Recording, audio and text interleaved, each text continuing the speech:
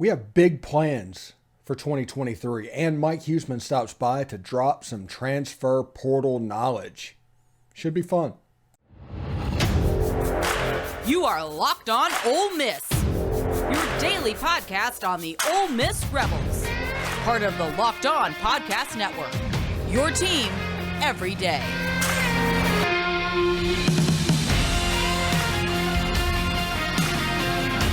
All right, welcome to Locked On Ole Miss Podcast. I'm your host, Stephen Willis. As always, thank you for tuning in, and thank you for making the Locked On Ole Miss Podcast your first listen every day. We are free and available wherever you get your podcast, including YouTube. So subscribe to the YouTube channel, hit the bell for notifications, and participate in the conversation by commenting down below or upvoting the video itself.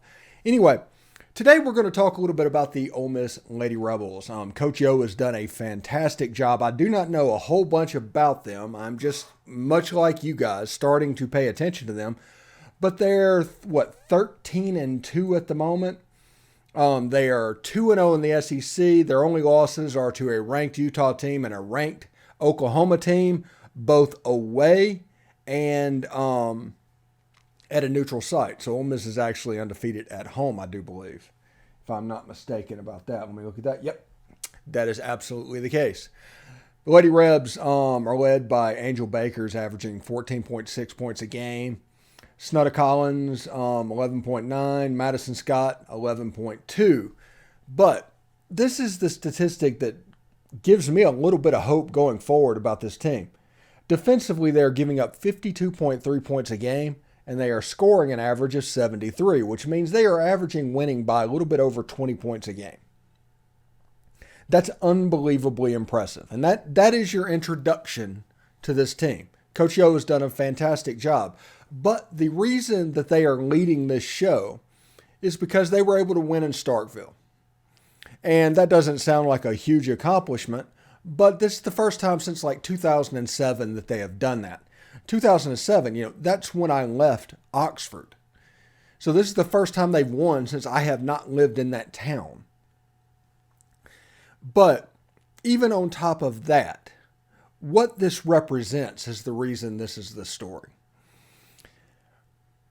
Around that time, they hired, I forget his name, the coach from Fresno State that ended up having a lot of problems going on, getting NCAA probation, ended up getting fired in disgrace for academic scandal. It was not a good situation around the women's team. They ended up hiring, I forget his name, Scott Insel, or it was Rick Insel's son. I know Rick from MTSU. But they hired his son from Kentucky. He struggled as well. And by the time Coach Yo was hired, this was absolutely a bare bones program. I mean, there were SEC games that Ole Miss played to where you look up and it's like they played South Carolina and the score at the end of the first half would be 50-8. I mean, it was an extreme mismatch going on. But Coach Yo kept plugging and recruiting and plugging and recruiting and plugging. And now she's gotten to a point where some of these results are getting turned. And beating Mississippi State in Starkville for the first time in 15 years is definitely a step in the right direction. And I just wanted to congratulate Coach Yo and what she is doing with the Lady Rebs and how much better this basketball team looked. We got excited a little bit last year at the NCAA tournament. They got in there. They got their original ride. This team has a chance to expand on that and go a little bit further. This is a good basketball team. Even without Shakira Austin in the middle, they kind of have their ducks in a row. So I will be paying attention to them the rest of the season. And I imagine all of you will as well. But because they have a chance to do some stuff that when Van Chancellor was here was an every year occurrence. When Carol Ross was here was an every year occurrence. Now it has a chance to get back to that level. Everybody remembers the Elite Eight they went to way back when with Armini Price. This team has a chance to do something. I don't know if it's similar or what's going on, but I want to see them and judge them against South Carolina and the top of the league.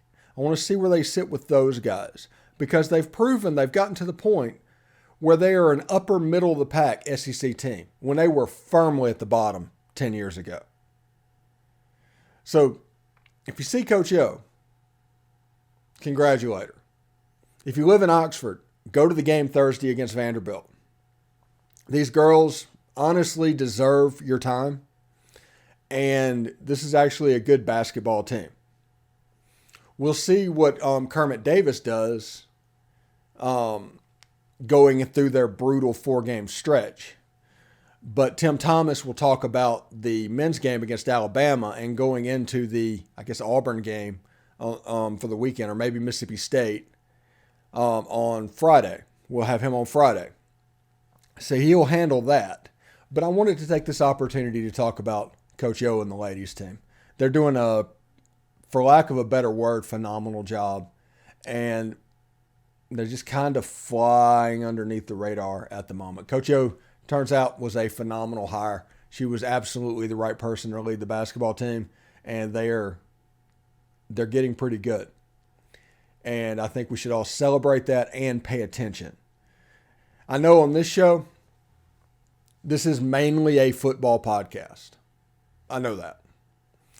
There's going to be a football podcast probably in the third segment of the show for the next 6 months. Nobody else is going to talk about football. We're going to talk about football. But there is a place for women's basketball. There's a place for baseball. There's a place for basketball. And then we're going to talk about those as well. That's the reason we have the experts associated with the show to come in and talk about that, because I might, for lack of a better word, know a ton, know all about college football. But when it comes to college baseball, college basketball, women's basketball, I'm admittedly at a disadvantage. So we bring other people on that can fill in for my weaknesses as well. So should be pretty good. If you get a chance, go check out the game. I think it was against Vanderbilt Thursday night in Oxford at the Pavilion. And just lay eyes on these girls. They're doing a pretty phenomenal job at the moment. And I just don't think that needs to be glossed over. Today's show is brought to you by BetOnline. BetOnline.net is your number one source for all of your sports betting information, stats, news, and analysis. Get the latest odds and trends of every professional and amateur league out there, from pro football to college bowl season, which just ended, to basketball and the recently ended World Cup. We've got it all at betonline.net. If you love sports podcasts, you can even find those as well at BetOnline. We're always the fastest and easiest way to check your betting information. Head to the website today or use your mobile device to learn more. BetOnline, where the game starts. All right, thanks again for making the Locked On Ole Miss podcast your first listen today. For your second listen today, check out Locked On Sports Today. From the games that matter the most to the biggest stories in sports, go beyond the scoreboard and behind the scenes with local experts and insights only Locked On can provide.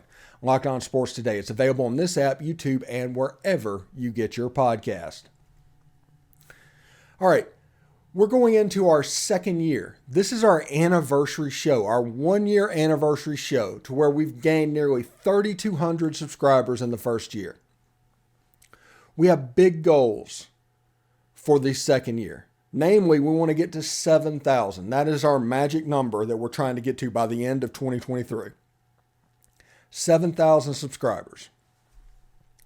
And we're going to do that, by focusing on hot button type things. We're going to have a take on them one way or another. And we're going to allow for many perspectives to be on the show. It doesn't necessarily matter what I say. It matters what all of us say. When you add them all together, you can eventually get to the truth. And, Derek and Kara and Tom and Tim do a fantastic job on the show on a daily basis. But I would like to add to that. I've already taken 2 or 3 perspectives down, somebody that might be interested to do it. But if you think your perspective is the right thing for this show and could add something to it, feel free. Let me know. Hit me up. Send me a DM on Twitter. You can see the Twitter address at @TheStephenWillis. Send me a DM on Twitter. Let me know exactly why your perspective should be heard, and we'll think about and try and put you on the air just like the other guys. And you will be welcome in upon our family, and we will have a good time all the way through. Because following Ole Miss sports, the number one concern is having a good time. That's what we're trying to do.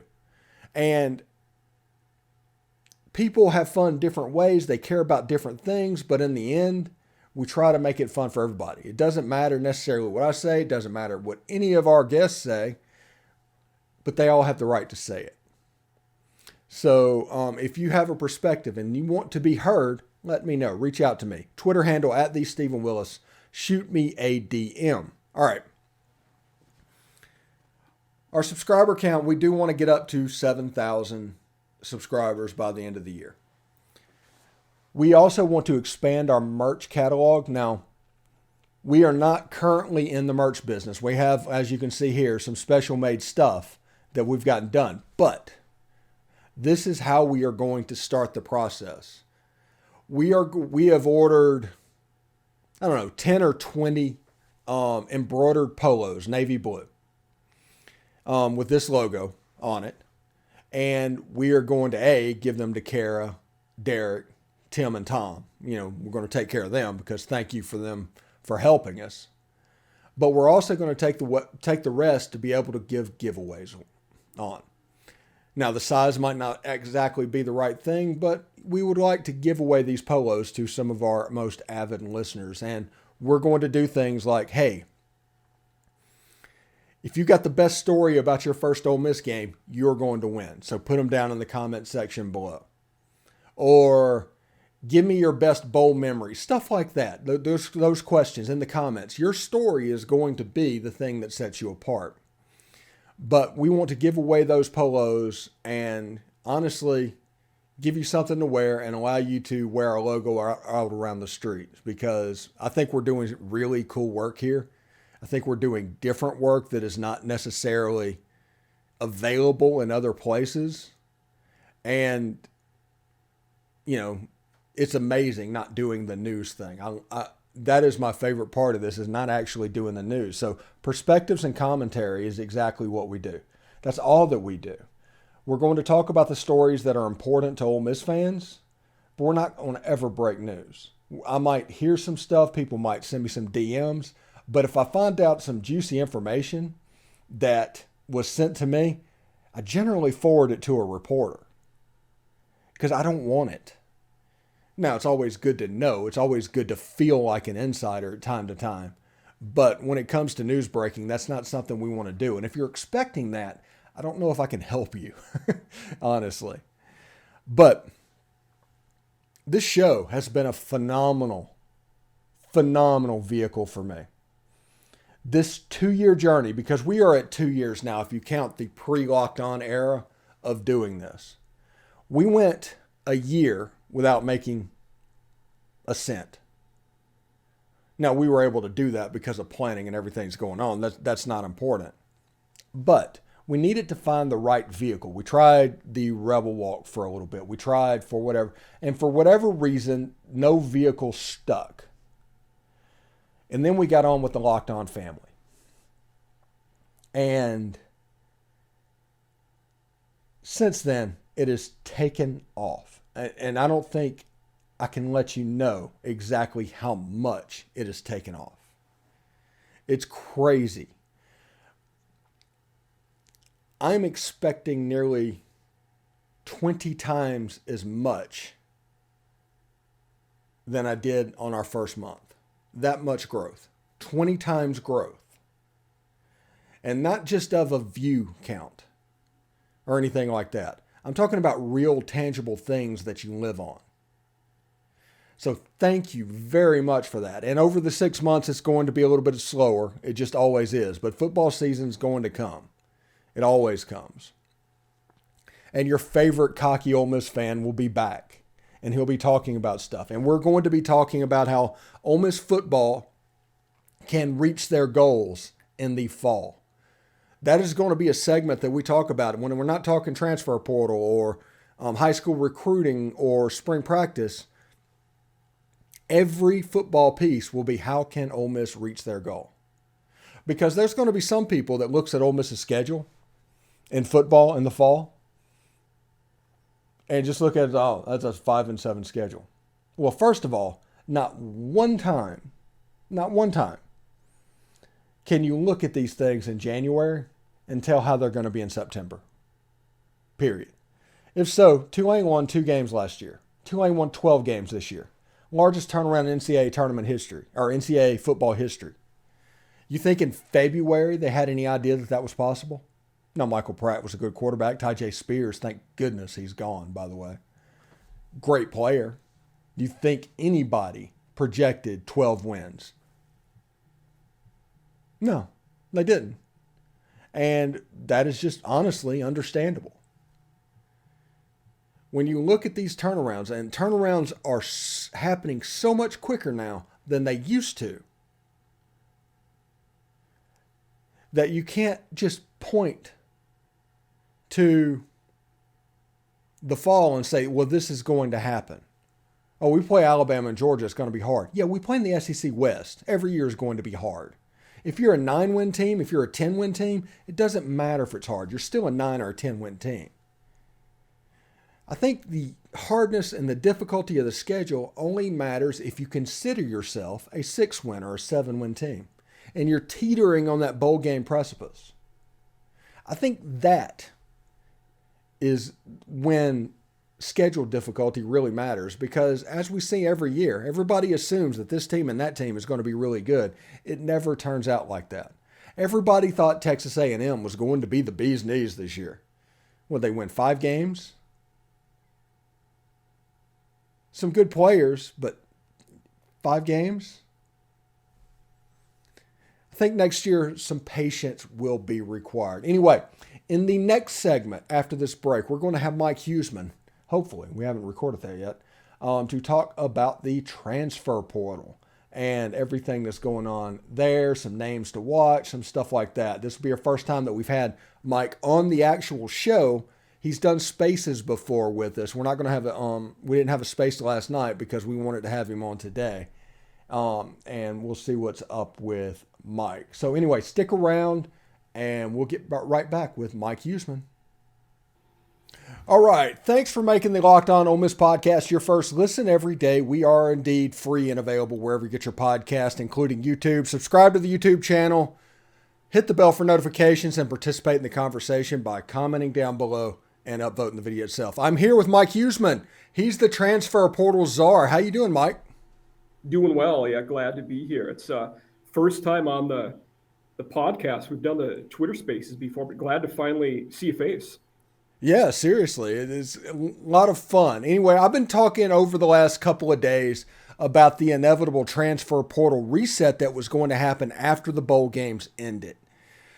Talk about the dynamic a little bit of the transfer portal going in the early part of the window and the late part of the window before it closes on the 18th. So the early part of the window, you get higher volume. Way more guys go in, but a lot of those guys go in because of lack of playing time.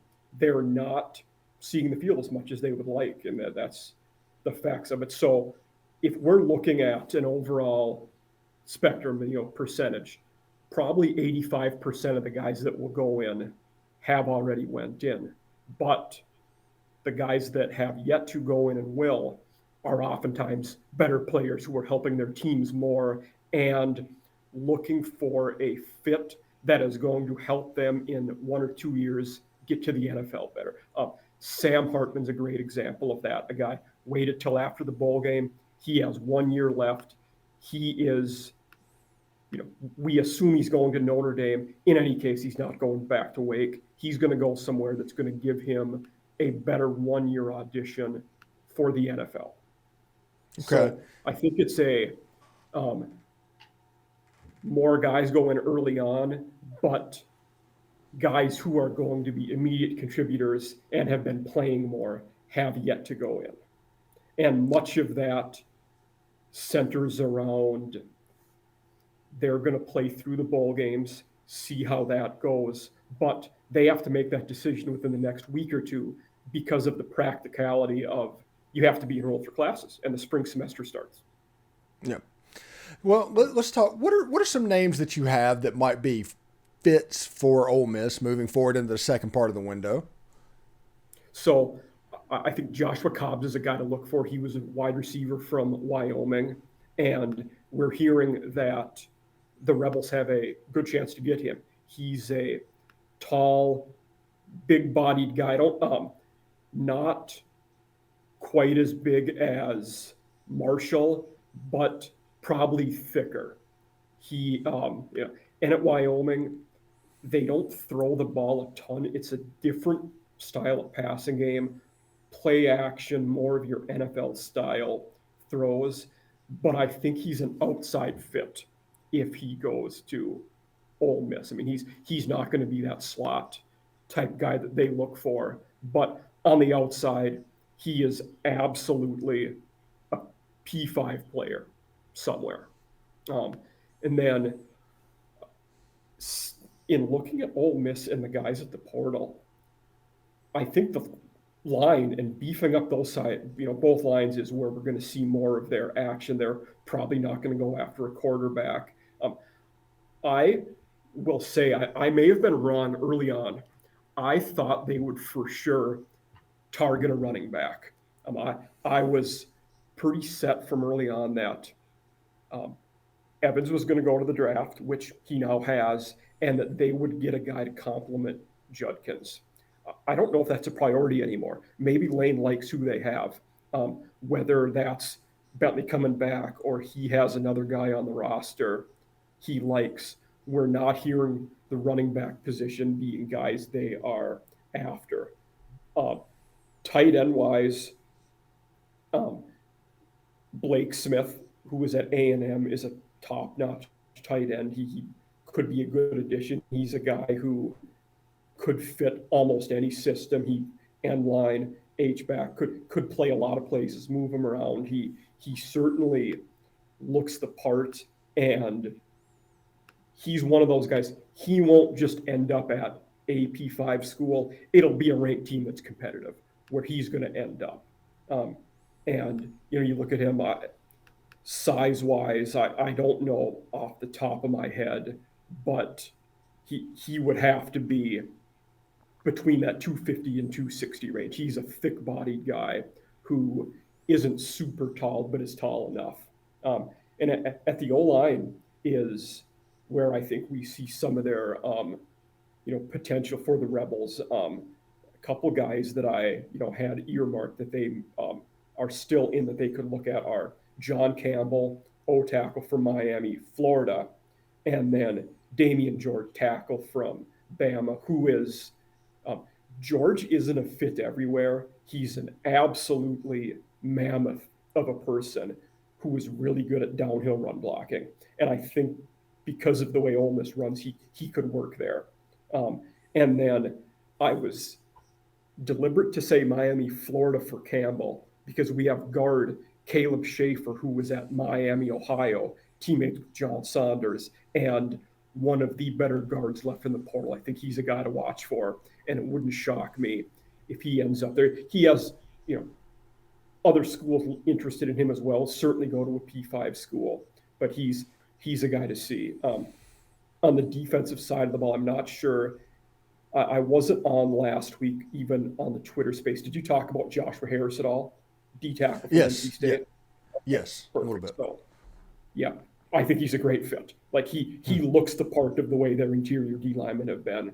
On the edge and at linebacker, we have multiple A&M guys who I think could be possibilities. Donnell Harris and Marcus Burris are both edges who it's a position you can never have too much of. You always want them fresh. You want to have 3 or 4 of them that are good, depending on the style of tackle passing game you're going to see.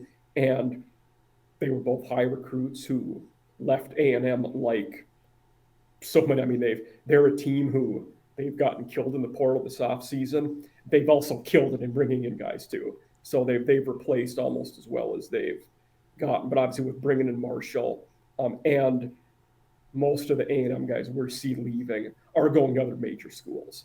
So I think they're 2 to look for. One of the most interesting guys in the portal who I think we should watch out for. He's not as highly known, but it's Ish Harris. He's nominally an inside backer, but he's only about 195 pounds, and he's 6'4". He is super rangy, gangly, has the, Gumby-looking arms. So he's definitely a tweener, but athletic as can be. And I think in their defensive setup, he could play almost anywhere across that level 2 area. And I have no idea if he's considering Ole Miss. He's been very tight that we don't know anywhere that he's considering. But I think it's a fit and something that could be an interesting thing to watch for. And then Jeremiah John Baptiste, have you talked about him at all? He was a linebacker from UCF. I've talked about him, but go ahead. Okay. So linebacker who was a surprising one. I think a lot of people didn't expect that he would enter the portal, but he did. 1 year left to play. Well, I should say he's a senior. I don't know if he has 2 years because of the wonky, 2020 COVID year. He's your kind of prototypical inside backer. He's 6'1", 6'2", probably 225 squat guy, going to play A to A gap. And he'll see the field, I think, right away.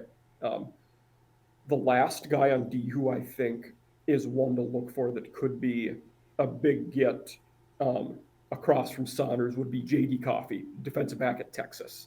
And top-notch guy.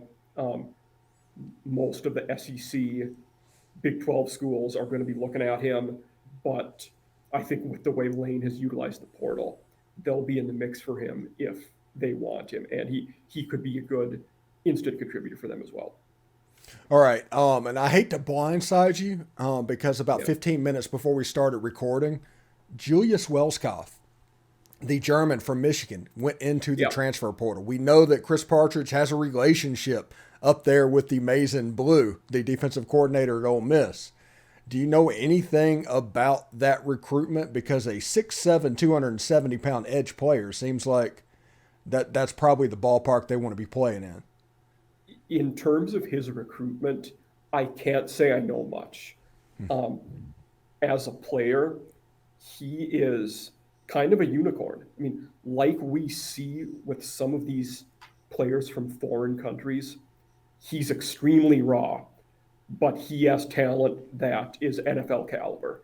You don't play at a school like that being that raw unless they see something in you. So, in terms of how his high school recruitment looked, I don't know where else he was considering, but he certainly is a guy that's going to get looked at just because almost anybody will be willing to take a flyer on him because the upside is so enormous. Yeah, it's amazing.